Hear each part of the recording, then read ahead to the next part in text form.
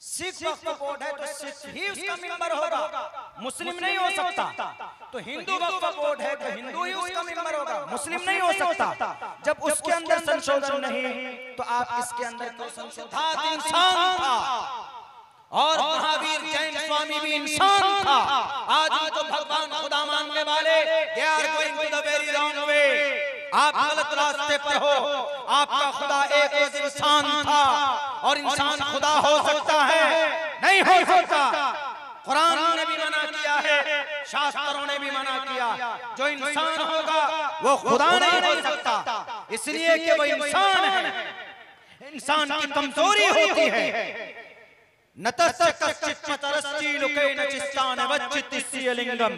अभी कई 100 मंत्र और श्लोक पढ़े जा सकते हैं, कुरान करीम की कई आयतें पढ़ी जा सकती है कि जो इंसान होगा वो खुदा नहीं हो सकता है। बैरकर शॉर्टकट करना चाहता हूँ, रात को 2:30 बजे मेरा टाइम दिया गया है। चूंकि तरतीब ऐसी बनी तो हम और आप क्या कर सकते मेरे भाइयों। तो सब लोगों ने कहा कि हमारा मजहब बढ़िया है। उनके गुरुओं ने कहा या उनके महाराजाओं ने कहा या उनके ऋषि मुनि ने कहा या उनके धार्मिक लोगों ने कहा, लेकिन Islam is the best religion कैसे है? अब्दुल्ला सालिम ने नहीं कहा, मोहम्मद रसूलुल्लाह ने नहीं कहा, तमाम अंबिया रसूल ने नहीं कहा। इस्लाम सबसे बेस्ट इसलिए हम मानते हैं क्योंकि इस्लाम की दलील बेस्ट होने की, अच्छा होने की दलील अल्लाह तबारक व तआला ने कहा। अल्लाह ने कहा इन्नद दीन इंदल्लाहिल इस्लाम।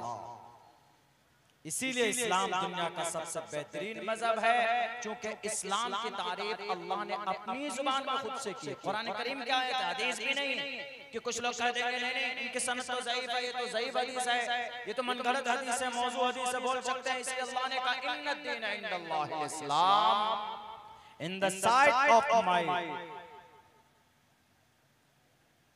myself Islam is the best religion to the entire world।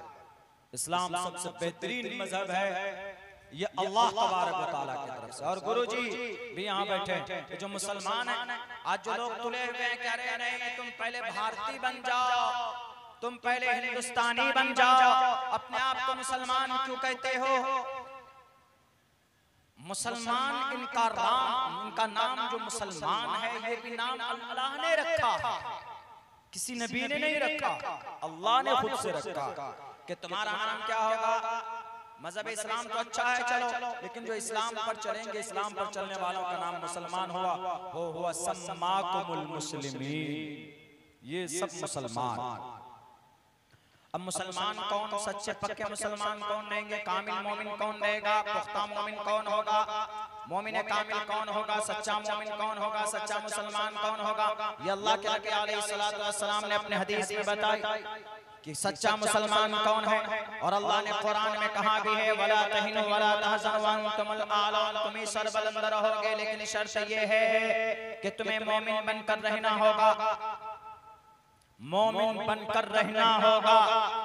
मोमिन यानी अल्लाह तबारक व तआला के जितने भी इरशादात, अल्लाह के नबी के जो तरीके हैं, जो अतबार हैं नबी और रसूल को, उनके लाई शरीयत को मानकर और उनको अमल करना अपनी जिंदगी के अंदर में, वही सच्चा मोमिन हो सकता है, कामिल मोमिन हो सकता, मोमिन बनकर वही रह सकता। नमाज छोड़ने वाला गुनहगार है, नमाज छोड़े और आप कहें कि मौलाना में सरबलंद रहेंगे, हो नहीं सकता। पूरी दुनिया आपको मिटाना चाहती है, पूरी दुनिया के लोग एक प्लेटफॉर्म पर हैं। ये जालिम बेवकूफ दुनिया का अंधा लंगड़ा और लूला सुपर पावर अपने आप को कहता है अमेरिका, वो तो सबसे बड़ा बेवकूफ। गजा पट्टी में मार दिए गए 85,000 लोग, उनका खून नजर नहीं आया, और अभी तुम्हारे कुछ 100 बच्चे मरे तो तुम चीखते हो कि हमारे हॉस्पिटल को ध्वस्त कर दिया। गजा पट्टी में एक भी हॉस्पिटल बाकी नहीं है, गजा पट्टी की एक भी बिल्डिंग बाकी नहीं है। जब तुमने 60-65 हजार RDX पानी की तरह बरसाया तो वहां इंसान नहीं बसते, लेकिन चूंकि वो कलमा पढ़ने वाले नहीं, मालूम लोगों को कलमा पढ़ने वाले से इतनी क्यों दिक्कत है, क्या परेशानी? दुनिया का सबसे अमन परस्त कोई कौम है तो वो मुसलमान है। अल्लाह के नबी को 13 साल तक तकलीफ दी गई कि नहीं दी गई? कोई इंसान बताए कि 3 साल तक उसको बंद कर दिया गया और तब भी उन्होंने तलवार नहीं उठाई? कोई बता सकता है उनके नजरों के सामने उनके दोस्तों के जिस्म के टुकड़े हुए 80-80 साल पूरी औरत के जिस्म को फाड़ दिया गया, तब भी तलवार नहीं उठाई? उनके गर्दन के ऊपर में ओजड़ी डाली गई, तब भी इंतकाम नहीं लिया? उनके सहाबा को घसीटा गया, आंखें निकाल दी गई, तब भी उन्होंने आवाज बुलंद नहीं की, इंतकाम की आवाज बुलंद नहीं की। जब ताकत आई 10 साल के बाद, ऐसी ताकत कि 10 लाख एक तरफ और 10,000 एक तरफ, 313 थे। जंग बद्र के मैदान में उधर 1000 के नाक में नकेल डाल दिया था। वही सहाबा, वही लोग, लेकिन अपने से नहीं, सामने से प्रहार होता था, तब जाकर ये दिफा करते।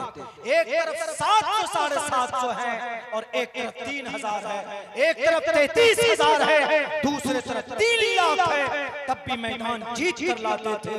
ऐसी फौज और ऐसी ताकत इस खून के अंदर है।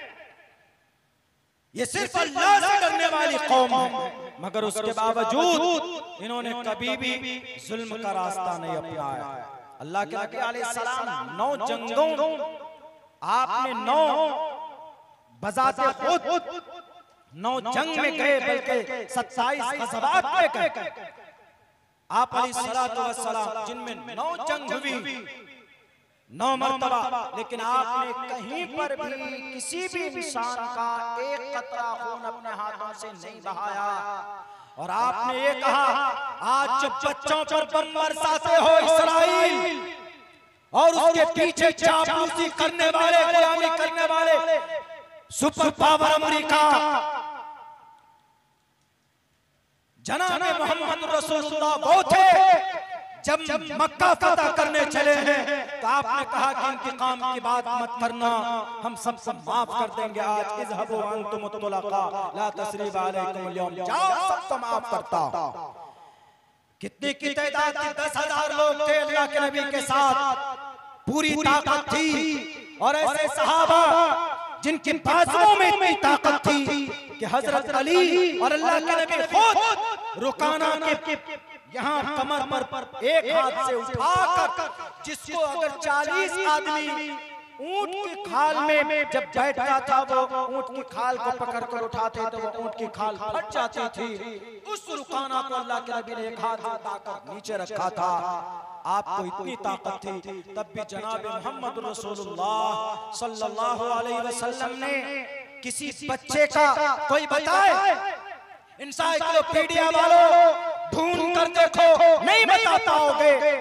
और तारीख इब्न खुल्दून उठा कर देखो, नहीं बता पाओगे। तारीख फरिश्ता देखो, नहीं बता पाओगे कि मोहम्मद रसूलुल्लाह ने किसी भी मासूम आदमी का या किसी बच्चे का या किसी औरत को एक थप्पड़ मारा हो, कोई माय का लाल नहीं बता सकता। अल्लाह के नबी अलैहिस्सलाम ने कहा कि जाओ सबसे माफ करता हूँ, जाओ जिसने मेरे ऊपर जुल्म किया मैं सबसे माफ करता हूँ। इसलिए आप अलैहिस्सलाम की इस सिफत को गालिबन कुरान के अंदर कहा गया, अस्तो गुनहा पुरुषम दीप्यंती प्रज्ञा चकोलम चदम शुरुतन च पराक्रमश्च बहु भाषिता च दानम यथा शक्ति कृतज्ञता च। ताकत होने के बावजूद उन्होंने अपनी जानी दुश्मन को माफ किया।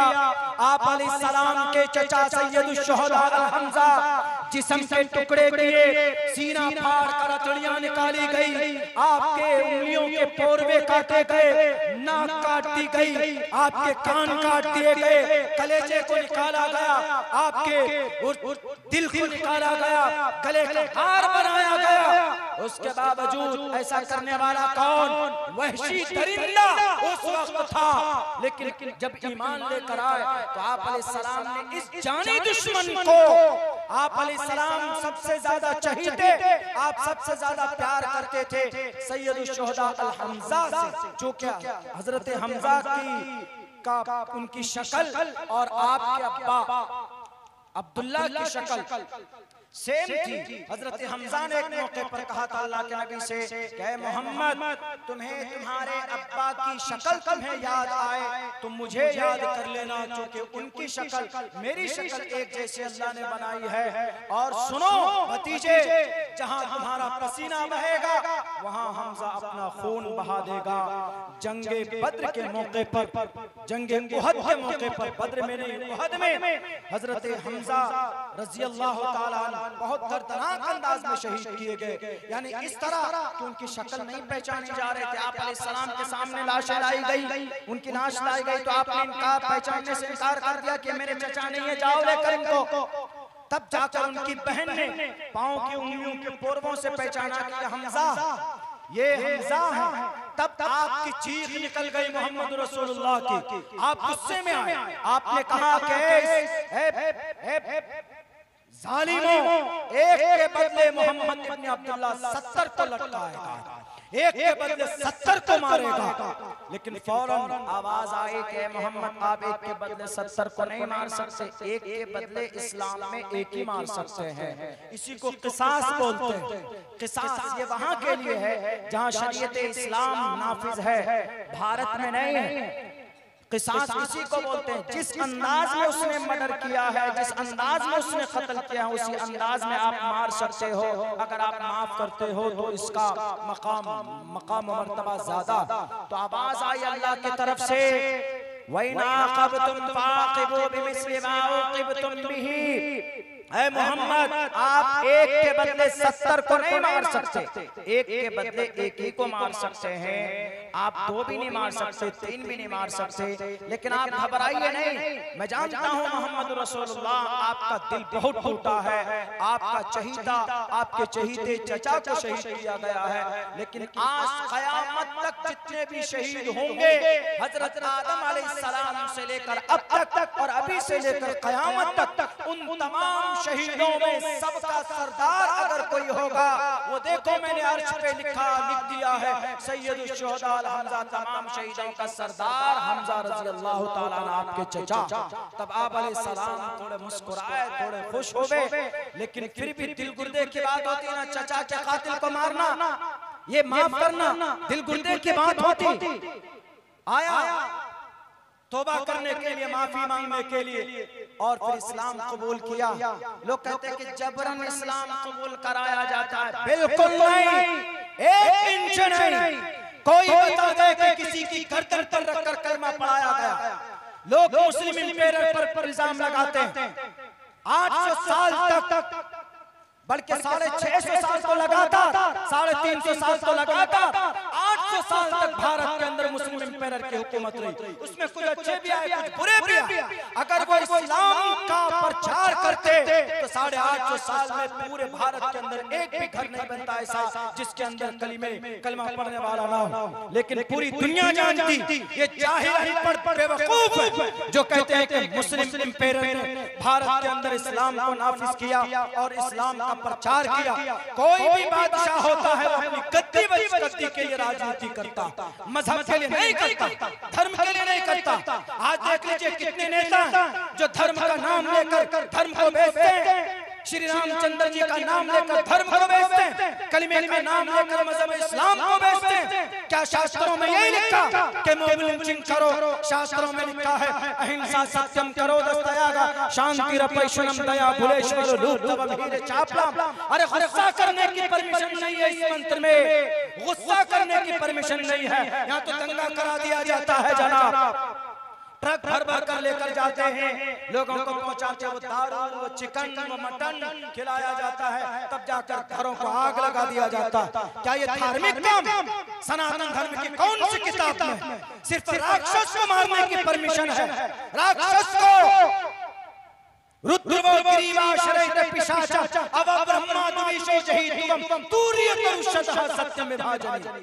राक्षस मिलता है तो गर्दन मार दो, और मारा गया कौरव राक्षस से कृष्ण जी को खड़ा किया गया, पांडवों के जरिए से उनका वध किया गया। रावण राक्षस था, राम को खड़ा किया गया। अंधकासुर राक्षस था, काली माता को खड़ा किया गया। दुर्गम राक्षस था, दुर्गा को खड़ा किया गया, राक्षस को मारने की परमिशन है, टोपी दाढ़ी वाले को मारने की परमिशन नहीं। धर्म के अंदर इसकी इजाजत नहीं है। धर्म को बेचने वाले हैं, बेचते हैं, सबने बेचा है, चाहे मुस्लिम इंपेयर हो, मुगल सल्तनत का कोई बादशाह हो या हिंदू धर्म का कोई राजा हो। इसीलिए कहा गया कि राजा तो धर्म से तो इस्याता पर जाना मचोपकारा का है। राजा तो ऐसा कानून बना जिससे लोगों को तकलीफ नहीं होनी चाहिए। और हकीकी राजा वही होता है जो आवाम के फायदे के लिए कानून बनाता है। राज्यम धर्मेणयो भारतास् राज्यानात्यज्ञ स्मृता, ऐसा कानून बनाता हकीकी राजा वही होता। जनाब मोहम्मद रसूलुल्लाह ने ऐसा किया। आज जंगें हो रही, लोग अमन के नाम पर अमेरिका बम बरसाता और कहता क्या हमारा मतलब है बम बरसाने का पीस। एक तरफ बारूद गिराओ और ऊपर से बोलो माइक में आकर बेवकूफ जाहिल आदमी कि हमारा मकसद है पीस। पीस का मतलब अमन और शांति। एक तरफ मर्डर करो और मर्डर के बाद आकर हाथ धोकर खून से ये बोलो कि हमारा मतलब है पीस, अमन और शांति। दुनिया को बेवकूफ बनाते। अल्लाह के नबी अलैहि सलाम चाहते थे पीस, अमन और शांति। आए 10,000 लश्कर लेकर मक्का में, आप अलैहि सलाम ने कहा कि मैं माफ करता हूँ, इसको पीस बोलते हैं, इसको अमन और शांति बोलते हैं। आज तो बच्चों को मार दिया जाता है जनाब। इस्लाम को लोग बदनाम करते हैं, हालांकि इस्लाम में जो जंग के जो कवानीन है वो दुनिया में शायद किसी मजहब के पास ना हो। अल्लाह के नबी अलैहिस्सलातु वस्सलाम ने कहा भी एक मौके पर कि अगर जंग की नौबत आ जाए, पहली बात तो जंग की इच्छा से आप अलैहिस्सलाम ने मना किया कि जंग की ख्वाहिश मत करो, बहुत खराब चीज। लास्ट दहलीज में, अंतिम पायदान में जब नई मामला हल हो रहा है, तुम्हारे सर पर आ गया है, राक्षस आ चुका है तुम्हारे सर पर, अब तुमको सर उठाना होगा, हाथ को हिलाना होगा, तब करो। हाँ तब फिर करो तो भागो मत। पहले बात तो जंग की इच्छा मत करो, अल्लाह के नबी ने कहा, उसकी तमन्ना मत करो, खराब है। लेकिन अगर वो आ जाए, कोई राक्षस आ जाए, तो उसके बाद फिर सामने उसका मुकाबला करो, डट कर भागो मत। लेकिन सुनो, उसी से जंग करना जिसके हाथ में तलवार हो, यानी जो लड़ने वाला है। अगर सामने में कोई औरत आ जाए तो उसको छूना तक भी नहीं, कोई बच्चा आ जाए तो उसको टच भी मत करना, कोई बूढ़ा आ जाए तो उसको भी जुल्म का शिकार मत बनाना। अगर कहीं पर कोई खेत खलियान आ जाए, ये मोहम्मद रसूलुल्लाह के आदेश है, जंग के कवानीन है, इस पर अमल होता नहीं होता, बम बरसा दिया जाता। एक स्कूल में बम बरसाया गया, 1300 बच्चे बैक वक्त शहीद हुए गजा पट्टी में। आज वहाँ के बच्चे भूख से बिलख रहे, वहाँ खाने के लिए कोई चीज नहीं। पूरी दुनिया के अंदर सबसे बड़ा नरसंहार अगर कहीं हुआ है, जिसको जेनोसाइड बोलते हैं, वो सरजमीन गजा पट्टी में हुआ। और आज ईरान भारी पड़ रहा है, इसराइल, तो अपने अमेरिका को याद करते हो क्या? जाबाजी बचाओ। अरे जंग बंद करके पिछले 2 साल से तुम जंग कर रहे हो, तुम मिटाना चाहते हो गजा पट्टी को, गजा पट्टी नहीं मिट रहा है तो समझ जाओ अल्लाह की मदद है आसमान से जमीन पर। कौन सा तोप तुमने इस्तेमाल नहीं किया? तुमने आयरन डोम इस्तेमाल किया, बच्चों को नहीं बख्शा। कम से कम 25-26 हजार बच्चे हैं जिसकी उम्र 1 से 2 साल। हार्वर्ड यूनिवर्सिटी ने पेरिस जारी की, उसकी 25 से 26 हजार बच्चे। अल्लाह के नबी ने कहा कि बच्चा सामने आ जाए उसको टच मत करना, हाथ मत लगाना। कोई औरत सामने आ जाए, वहां तो गजा पट्टी की औरतों की इज्जतें लूटी गई उन जालिमों के जरिए से। मेरे भाइयों, इस्लाम इसीलिए बेस्ट है क्योंकि इस्लाम का हर एक निजाम सिस्टम से है, मानवता की रियायत करते हैं, मानव जाति की कल्याण सोचती है कौन? इस्लामिक शरीयत। लेकिन यह है कि आज हर तरफ से लोग इसी को बदनाम करते हैं, इसी को बदनाम करते हैं।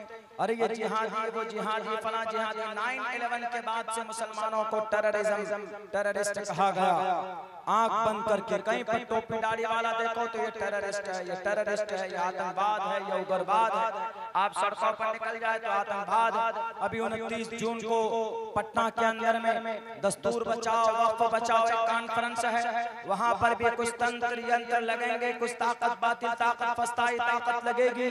क्या रे देखो ये जिहादियों की टोली जमा हो गई, ये जिहादी नहीं है। जरा ईमानदारी से बताइए, नया जो कानून बना है यानी नया कानून अमेंडमेंट करके जो बनाया गया वक्फ की प्रॉपर्टी के ऊपर जो कानून बना है, क्या ये भारत के संविधान के खिलाफ है कि नहीं है?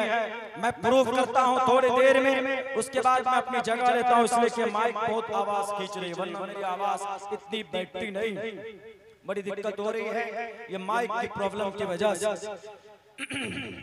वक्फ के भारत के अंदर 32 वक्फ बोर्ड, 32 वक्फ बोर्ड, सिर्फ संशोधन किसमें की गई? मुस्लिम वक्फ बोर्ड। 32 वक्फ बोर्ड, हिंदू वक्फ बोर्ड है, सिख वक्फ बोर्ड है, जैन वक्फ बोर्ड है, क्रिश्चियन वक्फ बोर्ड है, बौद्ध वक्फ बोर्ड है, कन्फ्यूशनिज्म वक्फ बोर्ड है, वक्फ बोर्ड सब में सिर्फ संशोधन किसमें की गई? मुस्लिम वक्फ बोर्ड में। तो आर्टिकल नंबर 14 के खिलाफ इक्वालिटी बिफोर लॉ और the equal protection of the laws within the territory of India, article number 14। इसके अंदर 9 मेंबर 11 मेंबर बोर्ड में होते हैं, सेंट्रल वक्फ काउंसिल में कुछ ज्यादा होते हैं, उनके अंदर हिंदू मेंबर भी होंगे। जितने भी वक्फ बोर्ड है, सिख वक्फ बोर्ड है तो सिख ही उसका मेंबर होगा, मुस्लिम नहीं हो सकता। तो हिंदू वक्फ बोर्ड है तो हिंदू ही उसका मेंबर होगा, मुस्लिम नहीं हो सकता। जब उसके अंदर संशोधन नहीं तो आप इसके अंदर क्यों संशोधन कर रहे हैं? आपने क्यों लाया कि इसमें गैर मोमिन भी वो मेंबर होगा? इस पर तो सुप्रीम कोर्ट ने अभी स्टे भी लगाया है इस शिक के ऊपर। तो ये आर्टिकल नंबर 15 के भी खिलाफ है, जिसके अंदर कहा गया prohibition of discrimination on grounds of religion, धर्म के आधार पर कानून बनाना अपराध है। इसीलिए हम लोग चीख कर कहते हैं वजीर दाखिला साहब भारत के संविधान को ज्यादा पढ़ते तब जाकर कोई कानून बनाते। ये खुला वायलेशन ये 2 आर्टिकल का 14 और 15। इसीलिए जो हमारे उलमा हमारे मिल्ली जमात जो सड़कों पर है, ये इनको सिर्फ आपत्ति इस बात पे नहीं है कि हमारे वक्फ बोर्ड में क्यों संशोधन किया गया। आप करते, अगर कोई कमी थी तो जरूर कीजिए, हम आपके साथ हैं। लेकिन आप इसके अंदर रेसलिज्म दिखा रहे हो, असबियत दिखा रहे हो, भेदभाव दिखा रहे हो। आप कहते कि जितने भी 32 औकाफ के बोर्ड हैं, वक्फ बोर्ड है, उन 32 के अंदर ये चीज लागू होगी जो लाने जा रहे हैं हम, तो किसी को कोई आपत्ति नहीं होगी। क्यों?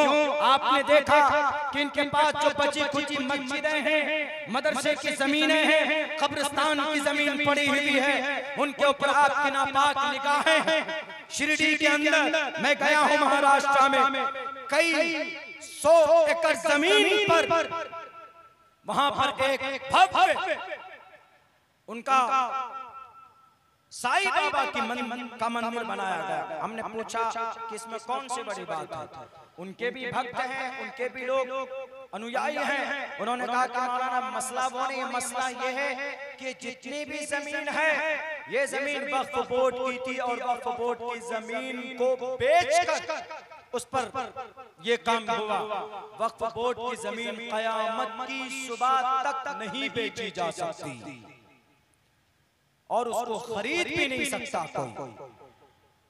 तो ये जो दस्तूर बचाओ वक्फ बचाओ जो तहरीक है 29 जून को पटना के अंदर हम बिहार के लोगों को जाना चाहिए, पूरे भारत से लोगों को आना चाहिए। चूंकि 2 जगह पर ये प्रोग्राम है, एक उधर आंध्र प्रदेश में है उसी तारीख में और बिहार के अंदर पटना गांधी मैदान में। कुछ लोग कहेंगे क्या रे ये तो आतंकवाद और जिहादी लोगों की जमघटा है, भीड़ है। मेरे भारत के लोगों भारत का संविधान ने हमें इजाजत दिया। अगर कोई कानून ऐसा बनता है जो देश के संविधान के खिलाफ, जो देश के धर्म के खिलाफ, हमारा भारत का मजहब न हिंदू है न मुसलमान, हमारा भारत का मजहब we the people of India है, भारत का संविधान। आप अपनी जातीय एतबार से आप विष्णु को मानिए, ब्रह्मा को मानिए, शिव को मानिए, खुदा को मानिए, आप गौतम बुद्ध, सिद्धार्थ को मानिए, जैन को मानिए, किसी को भी मानिए, हमें कोई आपत्ति नहीं है। भारत का संविधान इसकी इजाजत देता, इसकी परमिशन देता। भारत के संविधान में इजाजत दी गई है जो कोई अपने मजहब, जिसका जो मजहब, किसी का कोई मजहब होता भी नहीं, वो भी अपने हिसाब से नजरिया रख सकता, उसको कोई रोक नहीं सकता, उसको कोई टोक नहीं सकता। लेकिन कुछ लोग बैठे हैं गद्दी पर, नहीं मालूम क्या खाकर बैठे हैं, जो क्या साबित करना चाहते हैं कि टोपी और टारे वाले आतंकवाद होते हैं, जिहादी होते हैं, जल्लाद होते हैं। और ये मौलाना लोग इनको मैसेज देते हैं, और फिर मौलाना लोग को मैसेज इसलिए देते हैं चूंकि इनको अपनी दुकान चलानी है। ए दुनिया के मीडिया वालों, ए दुनिया वालों सुन लो, अब्दुल्ला सालिम एक तालिब इल्म है, मैंने जो पढ़ा है वो यही पढ़ा है। हमारे नबी साहब को भी अपने मन की तरफ से कोई बात करने की परमिशन नहीं थी। वमा यंतिकु अनिल हवा इन हुवा इल्ला वह्युन यूहा। अब्दुल्ला सालिम ये हमारे आलिम दीन इस खेत की मूली, वो कुछ कह नहीं सकते, बल्कि वो वही बात बताते हैं जो शास्त्र में लिखा। और शास्त्र हमारा कुरान है, और हमारे कुरान में लिखा है कि अल्लाह के रास्ते में खर्च करो, अल्लाह के रास्ते में दो।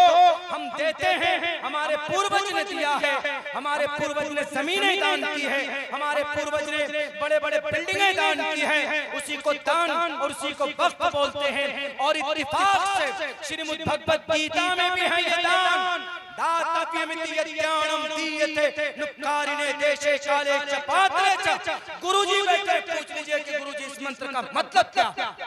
श्रीमद् भगवत गीता अध्याय 17 मंत्र नंबर 20। अब्दुल्ला झूठ बोलता है तो गुरुजी के पास शायद गीता भी होगी, उनसे कहिए कि अभी पढ़कर बताएंगे कि इसके अंदर में लिखा है कि नहीं लिखा। दाता की मिति यज्ञानम, अगर कोई जरूरतमंद है उसकी जरूरत पूरी करना दान। अगर समाज में कोई गरीब बच्ची है उसकी शादी कराना दान। अगर समाज में कोई गरीब आदमी है तो उसके सर पर छत देना, या कोई यतीम मिस्कीन बच्चा है उसके सर पर दस्ते शफ़क़त रखना, ये दान। और दान का बहुत बड़ा महत्व हुआ करता। इसी दान को कुरान ने कहा, इसी दान को शरीयत ने कहा, वक्फ, अल्लाह के रास्ते में वक्फ कर देना। हमारा कोई भी मसला, हमारा कोई भी काम कुरान और शरीयत के बगैर नहीं होता। अगर होता है तो हमारे उलमा सबसे पहले उसमें फतवा देते हैं कि दिस इज इल्लीगल, ये शिर्क है, ये बिदअत है, उसको चलने नहीं देते। उलमा अपनी तरफ से कुछ नहीं कहते, बल्कि मज़हब इस्लाम की खासियत है।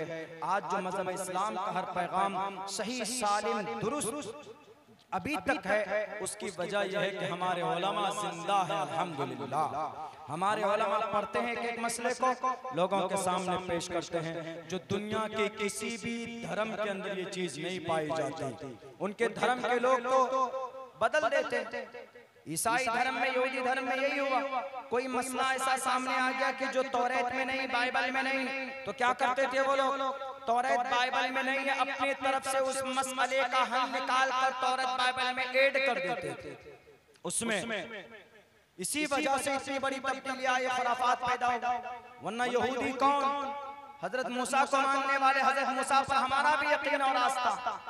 ईसाई कौन? हजरत ईसा को मानने वाले, हजरत ईसा को हम लोग भी मानते। सबसे अल्लाह के नबी से पहले वही थे। दीन ईसवी हजरत ईसा अलैहिस्सलाम को हम भी मानते, मरियम अलैहिस्सलाम को हम भी मानते। उनके ऊपर तो पूरी सूरत नाज़िल हुई, सूरह मरियम 16वें पारे के अंदर। मजहब इस्लाम का कोई भी ऑर्डर और कोई भी हुक्म, चाहे जंग से हो, चाहे दान से हो, चाहे इबादत से हो, चाहे मामलात के ताल्लुक से हो, कोई भी हुक्म और कोई भी फरमान कुरान और शरीयत के हुक्म के बगैर, उसके फैसले के बगैर मुसलमान उस पर अमल नहीं करता। अगर कोई करता भी है उस पर अमल तो फिर उसके खिलाफ अगर अमल करता है तो फिर वो गलत करता है, जिसकी इस्लाह के लिए हमारे उलमा आते हैं। अगर पूरी दुनिया के धार्मिक लोग ईमानदारी के साथ अगर अपने मजहब का पैगाम लेकर आते लोगों के बीच में, तो लोग इतने खुराफात में नहीं पढ़ते और खुराफात में नहीं पढ़ते। जैसे आज धर्म का नाम ले लेकर दंगे फसादात किए जाते हैं, धर्म का नाम लेकर लोगों को मारा पीटा जाता है। ये गलतफहमी इसी वजह से पैदा हुई कि धर्म का सही ज्ञान उनको नहीं। पंडित दयानंद सरस्वती जी का एक जुमला है जो पंडित दयानंद सरस्वती सत्यार्थ प्रकाश किताब में उन्होंने लिखी कि जिसके माँ बाप धार्मिक हो वो बच्चा बड़ा खुशनसीब होता है। मातृमान पितृमान चार्यावान पुरुषो वैदा। पहले बात तो इंसान को महान बनाने के लिए माँ बाप ही की मेहनत होती है। इस मंत्र में ये कहा गया मातृमान माँ, पितृमान पिता, चार्यावान फिर उस्ताद, पुरुषो वैदा, तब एक पुरुष महान पुरुष बनता। धार्मिक जिसके माँ बाप धार्मिक हो वो बच्चा बड़ा खुशनसीब होता है, क्योंकि धर्म का सही नॉलेज उसको अपने माँ की गोद में ही मिल जाती है। बहुत बहुत शुक्रिया।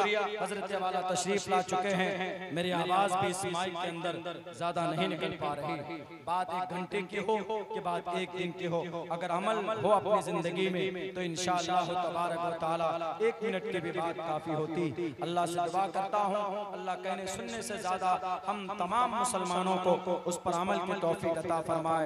बहुत बहुत शुक्रिया। जज़ाकल्लाह। अस्सलामु अलैकुम व रहमतुल्लाहि व बरकातहू। जलसा में प्रोजेक्टर या लाइव टेलीकास्ट फेसबुक, इंस्टाग्राम या ट्विटर या यूट्यूब पर प्रोग्राम को लाइव टेलीकास्ट करना चाहते हैं या जलसे में प्रोजेक्टर लगाना चाहते हैं तो आप दिए गए नंबरों पर राब्ता करें। आप ये प्रोग्राम आपका सुरक्षित जो है लाइव टेलीकास्ट हो।